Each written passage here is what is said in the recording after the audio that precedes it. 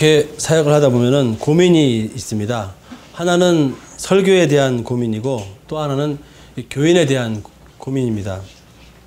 성도들에게 설교가 하나의 도덕이나 윤리적인 교훈이 아닌 하나님의 말씀으로 선포되기 위해서 표현에 있어서 좀 더 다양성을 추구합니다. 그러기 위해서 성경에 집중하면서 깨닫는 말씀과 발견할 수 있는 성경적 원리들을 더 다양하게 설교에서 활용할 수 있도록 많이 노력을 합니다. 그런데 세상적인 원리, 특별히 인본주의와 인본주의에 근거한 심리학, 그리고 자기가 배운 철학, 사상, 명상 같은 성경 밖의 것들을 설교에 활용하려는 시도가 참 많은 것을 보게 됩니다. 저도 알게 모르게 그러한 유혹들을 받았었고 또 실제로 이렇게 사용하기도 했습니다.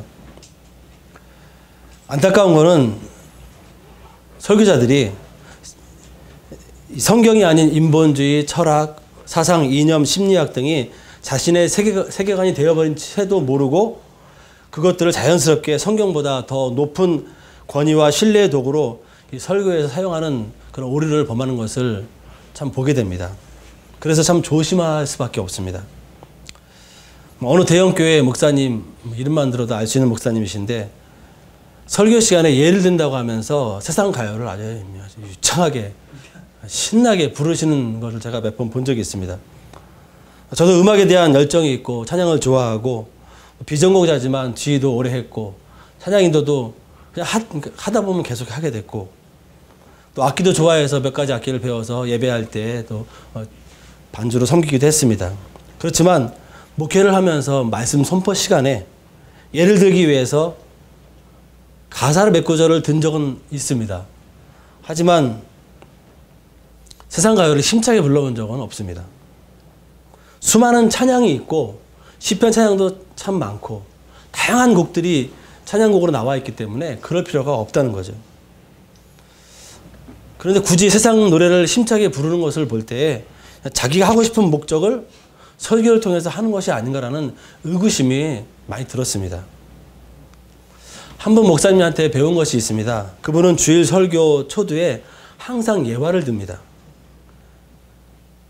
내용이 성경이 아닌 일반적인 것들을 예로 들 때가 훨씬 많습니다. 그렇지만 분명한 것은 그 예화는 성경 본문의 내용이나 핵심을 좀 더 명확하게 드러내고 교인들에게 이해시키고 전달시키기 위해서 사용을 하는 것을 보게 되었습니다.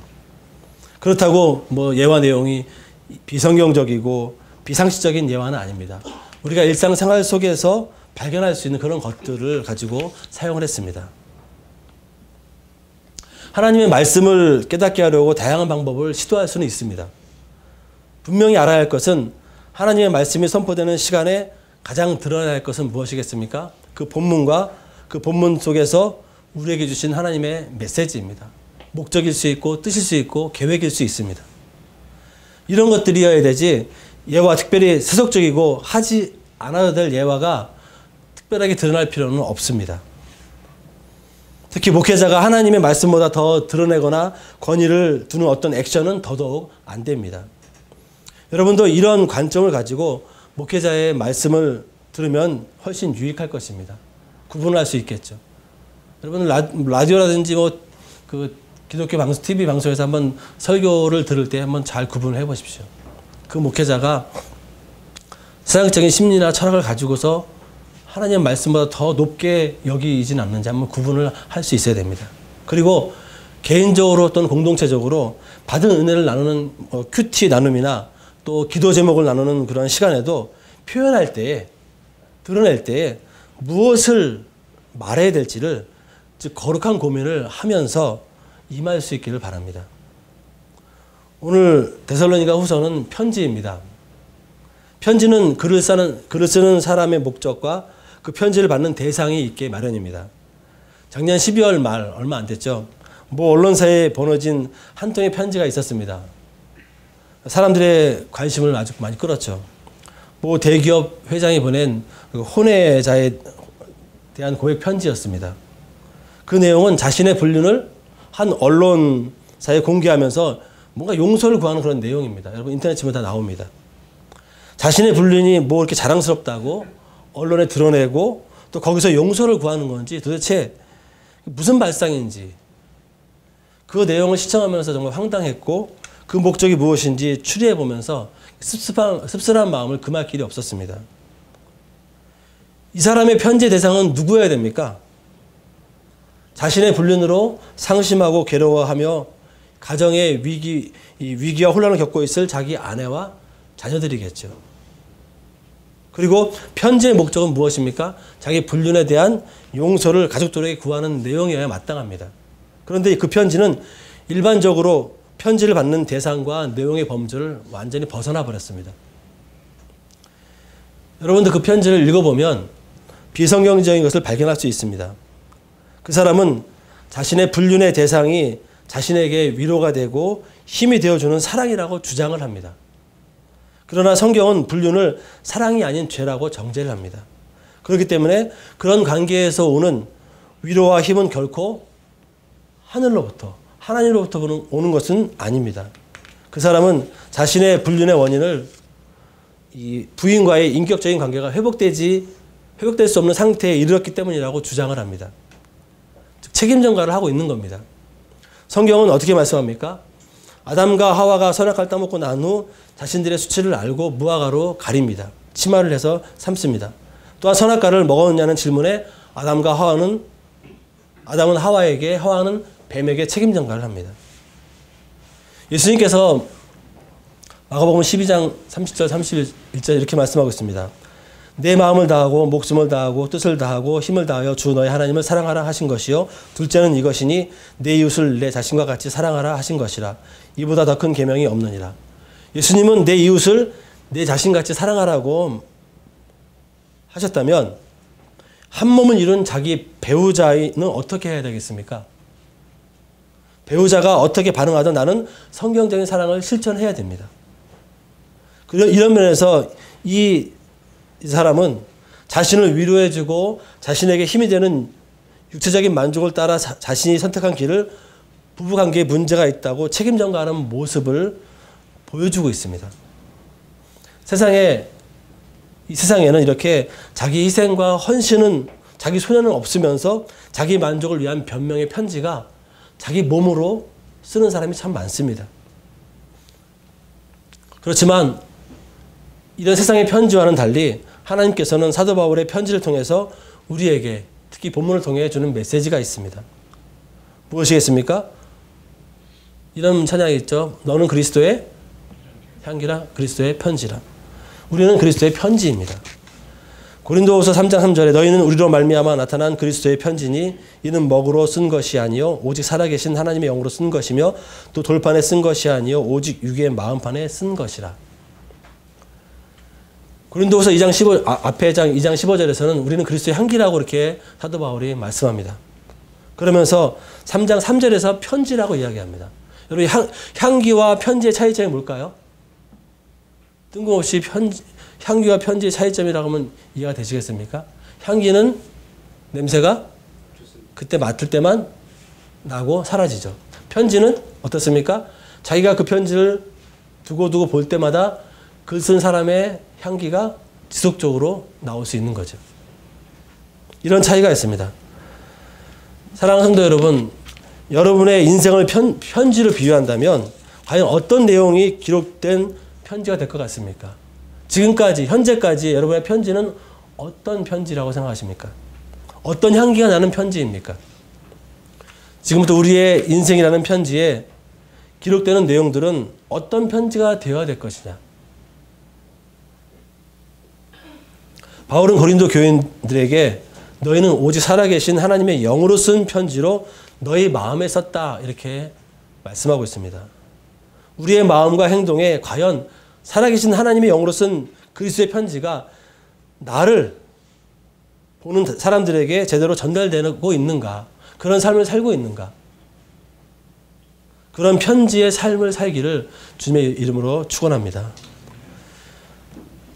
데살로니가 교인들은 바울이 칭찬하는 교회입니다. 바울의 표현으로 본다면 그들은 바울로 말미암아 나타난 그리스도의 편지입니다. 데살로니가 후서도 바울의 편지입니다. 대상은 누구입니까? 데살로니가 교인들이고 편지의 내용은 데살로니가 전서 후서의 내용을 우리가 읽어보면 알 수 있습니다. 그런데 데살로니가 후서의 내용을 보게 되면 데살로니가 전서 편지를 쓸 때보다 교회가 주님의 강림을 임박한 것으로 오해를 한 것을 보게 됩니다. 이런 잘못을 바로잡기 위한 목적이 그 안에 들어가 있습니다. 또한 계속되는 핍박으로 고난받는 그들을 위로하고 성도의 의무와 관련된 권면과 지시사항 몇 가지가 기록되어 있습니다. 1장 전체를 먼저 보신다면 다가올 하나님의 심판 때에 주어질 상급과 형벌에 대해서 그리고 모든 박해와 환난에서 인내할 것을 권면을 합니다. 2장에서는 잘못된 종말관을 바로잡기 위해 주님이 강림하실 때 있을 중요한 사건들을 기록을 했습니다. 그리고 3장에서는 종말을 핑계로 일하기 싫어하는 사람들을 바로잡기 위해 성도가 취해야 할 교훈들을 말씀합니다. 본문으로 들어가서 1절, 2절은 인사말입니다. 바울의 각 서신은 다양한 대상과 그에 따른 매우 다양한 내용들을 담고 있습니다.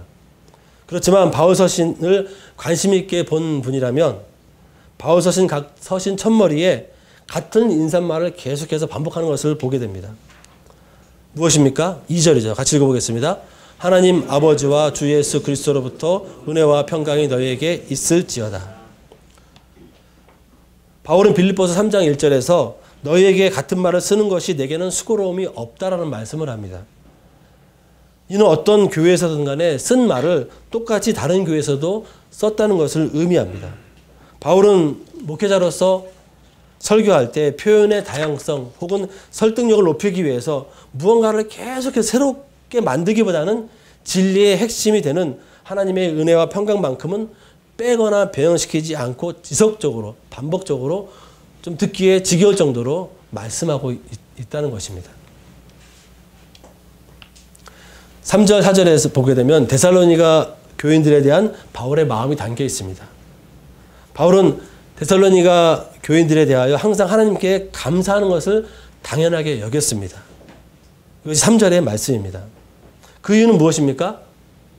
무엇이죠? 그 믿음이 어떻게 해요? 더욱 자라고 그들이 다 각기 서로 사랑함이 풍성하였기 때문입니다.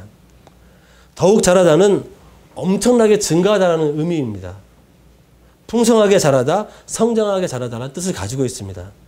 사랑이 풍성하다는 의미는 성장 과정이 진행형으로 진행되면서 사랑이 많아져서 흘러 넘친다는 현재 진행형적인 의미를 가지고 있습니다. 다 각기는 뭐냐? 모두 각자 한 명씩이라는 의미로서 이것을 좀 다시 해석하면 모두 각자 한 명씩 서로 사랑함이 풍성했다는 의미입니다. 즉 데살로니가 교회 공동체는 그 누구도 예외 없이 믿음이 엄청나게 자랐고 그 공동체 모두 개개인마다 서로 사랑함이 풍성해지는 교회였습니다. 옆에 분들을 바라보시겠습니까? 막 사랑이 풍성하게 넘쳐나고 있습니까? 무관심이 넘쳐나고 있습니까? 아니면 책임감과 의무감에 의한 동정심이 넘쳐나고 있습니까? 좀 우스운 질문일 수 있지만 우리가 이 말씀에 비춰본다면 우리의 믿음이 어느 수준에 있는지 심각하게 판단할 수 있습니다. 여러분 믿음을 좀 더 묵상해 보겠습니다. 그들은 무엇에 대한 믿음이 폭발적으로 증가했겠습니까? 데살로니가 전서를 종합해 보면 복음을 통해 받은 진리와 계시와 약속을 포함하는 하나님의 말씀에 대한 믿음이 폭발적으로 증가했습니다. 구약의 표현을 한다면 말씀이 꿀보다 더 단 그러한 유익한 내용이었다는 것입니다. 읽어도 졸리는 수면제가 아니라 읽으면 읽을수록 더 먹고 싶어지는 마치 뭔가 중독되는 것 같은 그러한 느낌이 들 정도의 은혜가 있었다는 것입니다. 그런데 이 믿음이 어떤 방식으로 누구에게 흘러갔습니까? 제가 이상한 질문 했나요? 이 믿음이 어떤 방식으로 누구에게 흘러갔죠? 사랑이라는 방식으로 교인들에게 흘러갔습니다. 믿음은 본문을 보시게 되면 믿음은 사랑으로 역사합니다. 물론 사랑은 하나님 사랑과 이웃 사랑입니다. 자기 사랑이 결코 아닙니다. 데살로니가 교회의 믿음과 사랑을 좀 더 쉽게 해석하면 다음과 같습니다. 그들은 모두가 믿음이 폭발적으로 증가하면서 개개인이 하나님 사랑과 이웃 사랑의 역사가 풍성해지면서 공동체 내에 다른 사람들에게 흘러 넘쳤습니다. 그 공동체는 사랑으로 똘똘 뭉쳐진 공동체죠. 즉 믿음과 사랑은 정비례로 역사하며 서로 시너지 효과라고 하죠. 상승 효과를 가져오는 것을 알 수 있습니다. 여러분 믿음이 아무리 좋다고 우겨도 사랑이 같이 따라오지 않으면 그 믿음은 헛된 믿음 아니면 거짓된 믿음 아니면은 형식적인 믿음일 수밖에 없습니다. 바울은 마치 부모가 어여시 자란 성숙한 어른이 되어 자신의 인생을 책임지고 살아갈 수 있는 자식을 뿌듯하게 여기듯이 그런 기쁨을 취하고 있습니다. 이 사람들의 믿음이 자라고 사랑이 흘러넘치는 수준에 이른 것을 사도 바울은 기뻐하고 있는 것입니다. 목회자가 또 하나님이 여러분의 믿음이 폭발적으로 증가하면서 사랑이 서로 넘쳐나서 서로에게 흘러넘쳐가는 그러한 모습을 보는 기쁨 정말 참 매일매일 있었으면 좋겠어요.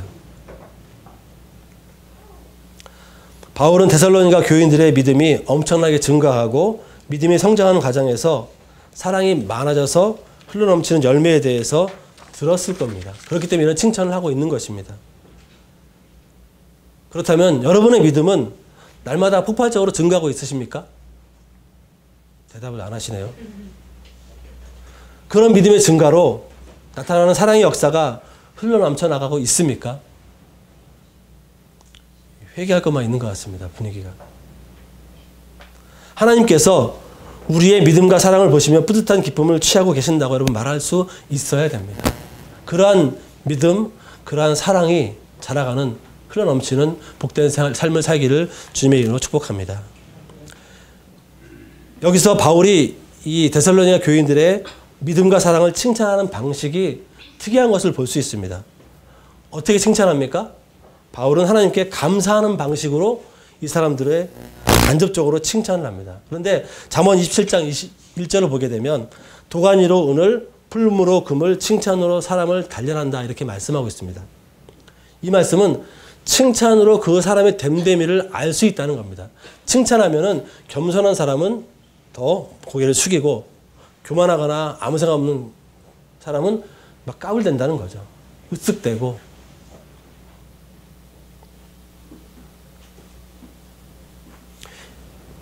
이 바울이 데살로니가 교인들의 영적 성장을 칭찬하는 방식에서 우리는 바울이 자랑하려는 그들의 믿음과 사랑의 정도와 수준이 어떠한지를 알아야 됩니다. 즉 바울이 저들을 칭찬하는 믿음과 사랑은 결코 작지 않다는 것을 우리가 알아야 됩니다. 그리고 바울이 칭찬하는 이 믿음과 사랑은 4절에서도 확인할 수가 있습니다. 4절을 같이 읽겠습니다. 그러므로 우리가 견디고 있는 모든 박해와 환난 중에서 여러 인내와 믿음으로 말미암아 친히 자랑하노라. 이 사람들의 믿음과 자랑이 어느 정도입니까? 이들은 모든 박해와 환난 가운데서도 인내와 믿음을 간직할 정도였습니다. 그래서 바울은 그들의 인내와 믿음을 하나님의 여러 교회에서 자랑을 했습니다. 3절에서 믿음과 사랑이 정비하여 역사하며 서로 상승 효과를 가져온다는 것을 우리가 알았습니다. 여러분 동전입니다. 믿음, 이것이 믿음이라 한다면은 이 믿음이 자라면서 성숙할수록 한 면이 사랑이 흘러넘친다면 사랑과 함께 양면으로 갈 게 무엇이겠습니까? 인내입니다. 한 면이 사랑이라면 다른 면은 인내라는 것이죠. 믿음의 동전은 이렇게 같이 가야 된다는 겁니다. 인내는 핍박과 환난을 견디는 과정을 통해 그 깊이를 더하게 되는 것을 본문에서 알 수가 있습니다. 먼저 견디다의 원어는 들어 올리다, 떠받치다이고 물건을 들어 올려 받치고 있으려면 참고 견뎌야 된다는 그런 의미가 됩니다. 인내는 견고히 서다 또는 여기서 인내라는 의미를 가지고 있습니다. 그리고 확고부동하다는 뜻을 가지고 있습니다. 사절을 해석하면 이렇습니다. 데살로니가 교인들은 박해와 환난을 당할 때 그것에 의해서 넘어지지 않았습니다. 마치 역도 선수가 역기를 들어 올려서 합격 부자같이 울릴 때까지 힘있게 두 손을 번쩍 들고서 받치고 있는 것처럼 그들은 오히려 박해와 환난이 지날 때까지 견고히 견디면서 그리고 확고부동하게 온몸으로 그것들을 받들고 있었던 것입니다. 그렇다면 이 사람들은 무엇 때문에 박해와 환난을 받았을까요? 예수님의 산상수훈에서 우리는 거룩한 상상력을 발휘해서 이것들을 확인할 수 있어야 됩니다. 마태복음 5장으로 넘어가 보겠습니다. 마태복음 5장 6절에서부터입니다. 찾아보시기 바랍니다. 마태복음 5장 6절, 10절, 11절입니다.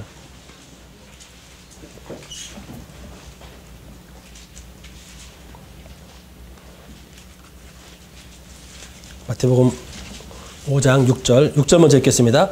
의에 줄이고 목마른 자는 복이 있나니 그들이 배부를 것이며 10절 의를 위하여 박해를 받은 자는 복이 있나니 천국이 그들의 것임이라. 11절 나로 말미암아 너희를 욕하고 박해하고 거짓으로 너희를 거슬러 모든 악한 말을 할 때에 너희는 복이 있나니. 데살로니가 교회 교인들은 의에 줄이고 목말라 하는 그러한 간절한 사모함이 있었습니다. 10절 보시게 되면 10절에서 우리가 알 수 있는 것은 이런 의를 지키기 위해 박해를 받았고 11절의 근거에서 데살로니가 교인들은 의의 근원이 되시는 예수님으로 말미암아 예수님을 믿기 때문에 예수님 말씀대로 살기 위해서 욕을 먹고 박해를 받고 거짓된 악한 말을 들었다고 우리가 추론할 수가 있습니다. 그렇다면 의는 무엇입니까? 의. 일반적으로 옳다죠. 하지만 성경에서 의는 넓은 의미로 사람이 하나님께 옳다고 인정받는 상태에 도달할 수 있는 조건을 의미합니다.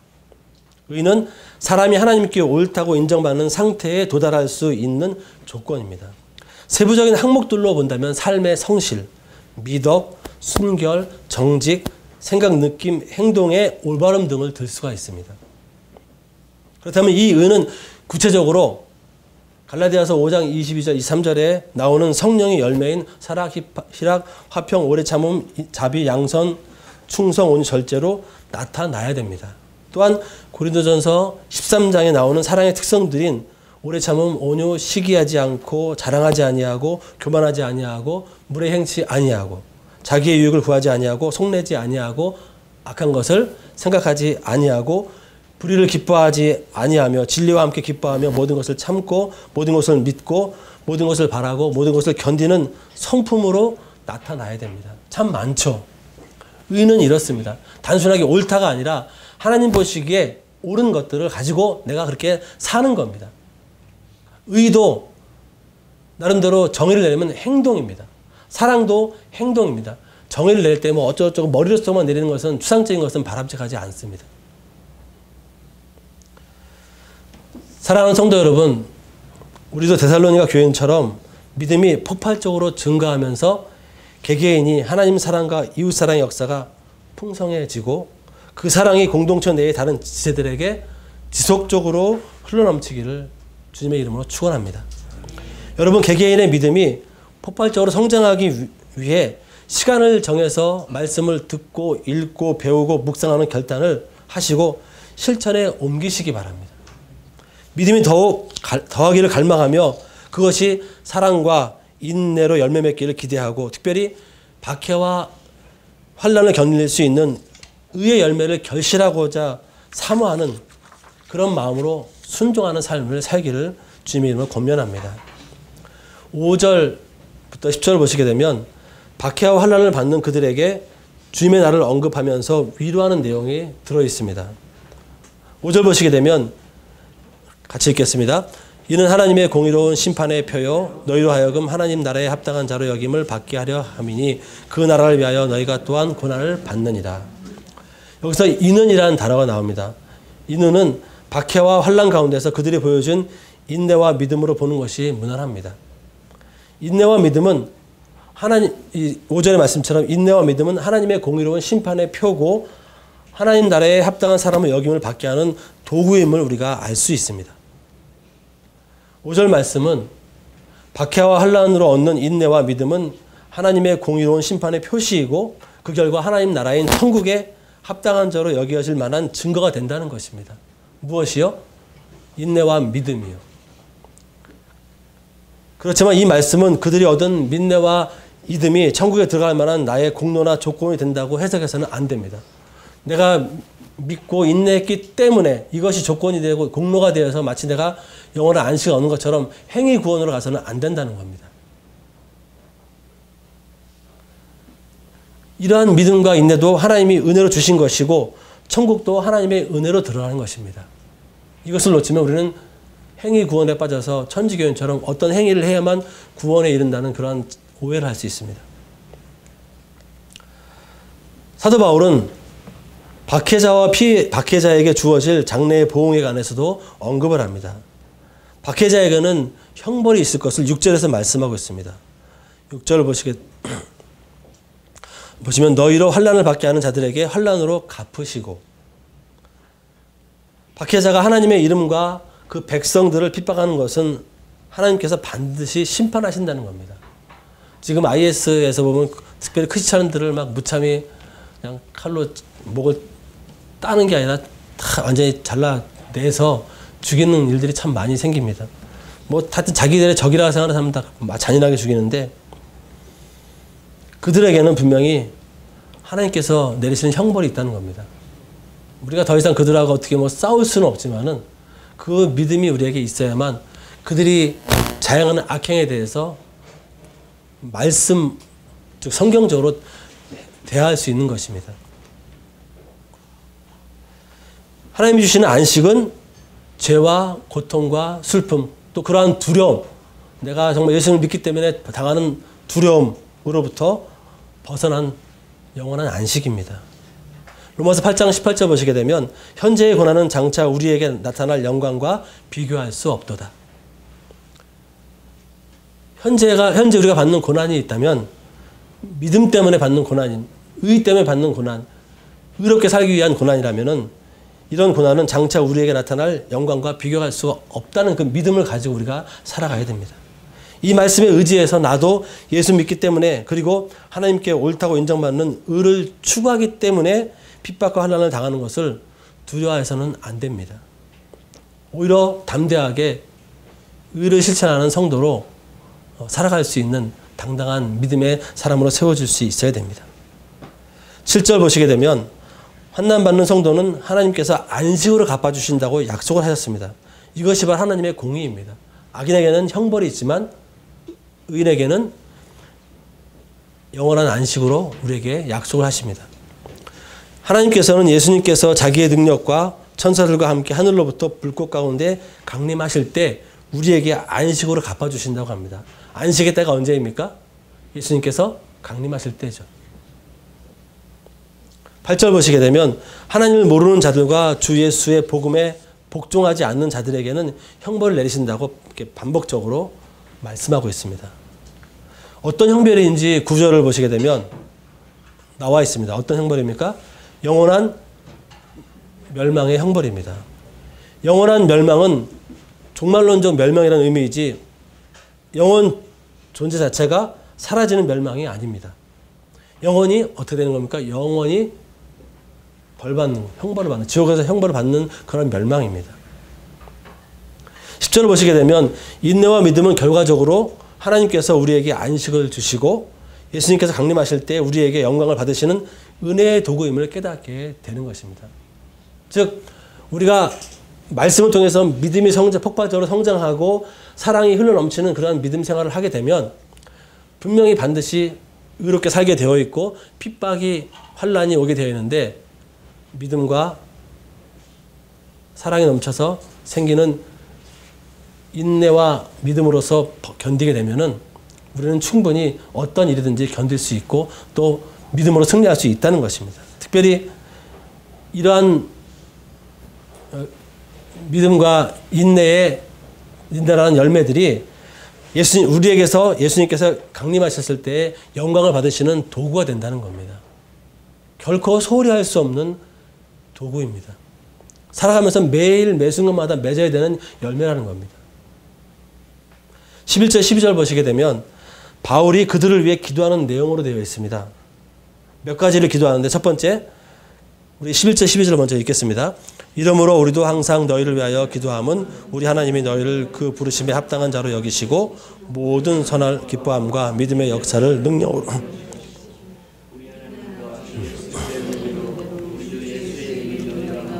영광. 첫 번째, 데살로니가 교인들이 하나님의 부르심에 합당한 자로 여김받기를 기도했습니다. 본문의 내용을 보시게 되면 이미 하나님의 부르심에 합당한 자로 살고 있는 것을 알 수 있습니다. 그럼에도 불구하고 사도 바울은 한 번 더 어떻게 하고 있습니까? 확인을 하는 거죠. 그렇게 살도록 하나님의 거룩한 부르심에 합당한 자로 살도록 기도하는 모습입니다. 이것이 하나님의 마음이고 목회자의 마음이고 진실로 믿음의 삶을 살기 원하는 성도의 마음이어야 됩니다. 기도 제목이어야 됩니다. 즉 우리는 하나님 나라와 영광을 위해 부르심을 받았습니다. 주님께서 강림하실 때까지 하나님이 원하시는 성품인 의의 성품을 성령으로 채우고 세상에 흘러넘치게 하는 거룩한 부르심에 합당하게 살아야 된다는 것입니다. 두 번째, 하나님께서 그들이 모든 선을 기뻐하고 믿음의 역사를 능력으로 이루게 하시기를 기도했습니다. 여러분, 선의 근원은 누구입니까? 하나님이십니다. 하나님께서 우리를 통해 믿음의 역사를 능력으로 이루시도록 하기 위해서는 하나님의 선하심으로 충만해야 됩니다. 하나님의 선하심으로 충만하기 위해서는 말씀이죠. 오늘 본문에서 찾는다면 말씀에 근거한 믿음이 폭발적으로 자라야 됩니다. 사랑이 흘러넘쳐야 됩니다. 그러면서 받는 그런 환난 가운데서 인내와 믿음이 더욱더 많아져야 됩니다. 이런 것이 바로 하나님의 선하심의 부분인 것입니다. 이런 것들로 충만해진다면 어떻게 되겠습니까? 모든 선을 기뻐하고 믿음의 역사를 능력으로 이룰 수 있다는 겁니다. 우리가 믿음의 역사를 이루어가는 통로로 쓰임 받으려면 하나님의 선하심으로, 말씀으로 채워지고 그냥 이론적으로만 채우는 것이 아니라 반드시 믿음이 자라고 사랑으로 실천하는 그런 행동이 나와야 됩니다. 이때 하나님의 능력을 의지하는 그러한 자세로서 살아야 됩니다. 세 번째, 이들 가운데 주 예수의 이름이 영광을 받으시고 그들도 주 안에서 영광을 받기를 기도했습니다. 우리 가운데 주님의 이름이 영광을 받는 일은 우리의 삶의 궁극적인 목표이고 목적이어야 됩니다. 우리 자신의 행복과 혹은 공동체의 행복은 이런 궁극적인 목적에 종속시켜야 됩니다. 성도가 행복해야만 교회가 행복하고 그리스도께서 영광 받으신다 이런 논리로 가게 되면은 마치 우선순위로 가는 경우가 되고 뭔가가 1순위, 2순위로 가게 되는데 그렇지 않습니다. 종속되어 있는 것을 우리가 이해를 해야 됩니다. 반드시 우리가 행복한 삶을 사는 것, 믿음의 삶을 사는 것이 모두 합해서 그리스도의 이름이 영광을 받는데 하나의 과정으로 되어야 됩니다. 우리는 우리의 의를 가지고 선한 행동을 해서 사람들이 우리 안에서 나오는 하나님의 선하심을 보게 해야 되고요. 또한 우리의 선을 그들로 하여금 보게 해서 그들이 하나님께 영광을 돌리게 해야 됩니다. 제가 가장 잘 쓰는 표현으로 당신의 표정을 보니까 내가 교회 다니고 싶다. 내가 예수님 믿고 싶다라는 아주 쉽게 표현하면 이런 것들이 우리의 언행 속에서 반드시 나와야 됩니다. 주변에 그런 사람이 없다면 우리는 믿음은 단순히 이론적으로 알고 있거나 지식적으로 알고 있거나 행함이 없는 죽은 믿음과 같은 것입니다. 믿음을 조금만 가졌든지 간에 말씀을 한 구절 외웠든지 간에 그 말씀대로 그 믿음이 폭발적으로 말씀이 믿음이 믿어져서 폭발적으로 증가해서 반드시 사랑으로 실천할 수 있는 그러한 선순환이 되어야 됩니다. 정리하겠습니다. 우리도 바울의 기도 제목을 우리의 기도 제목으로 삼고 기도하고 우리가 선을 행하면 주님의 이름이 영광 받으십니다. 그러한 삶을 살아야 됩니다. 하나의 예를 들고 정리를 마치겠습니다. 여러분, 좀 사고를 친 미혼모가 있어요. 한 19살 됐다고 칩시다. 애를 낳았어요. 하여튼 잘 살아고 있다가 결혼을 했습니다. 19살 된 아이를 낳은 애기 엄마하고 50이 넘은 노처녀, 결혼 안 하고 애를 안 낳은 노처녀하고 누가 모성애가 분명하게 있겠습니까? 어려운 질문인가요? 아기를 낳은 19살짜리 애기 엄마가 모성애가 분명히 확실합니다. 하지만 50을 넘어서도 아기를 안 낳아보면 모성애가 뭔지 잘 모르게 되어 있어요. 마찬가지입니다. 말씀을 순종한다는 것은 해보지 않으면 안 되는 겁니다. 죽이 되든 밥이 되든 뭔가 정말로 내가 내 믿음이 폭발적으로 증가하기 위해서 말씀을 읽고 순종, 또 주어진 말씀을 실천하는 것이 필요한데, 그냥 막 말로만 표현하고 은혜 받았습니다, 하나님께서 이렇게 말씀하셨습니다, 만약 그렇게만 한다면은 과연 그것이 흘러 넘치는 걸까요? 그렇게 되지 않죠. 사랑하는 성도 여러분, 우리는 이런 의미에서의 성경을 경험해야 됩니다. 이런 의미에서 성경이 경험되어져서 말씀이 육신이 되는 그러한 삶이 되어져야 됩니다.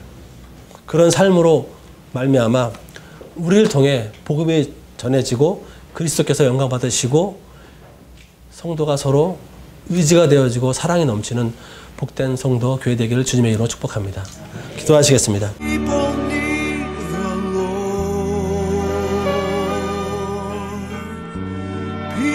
need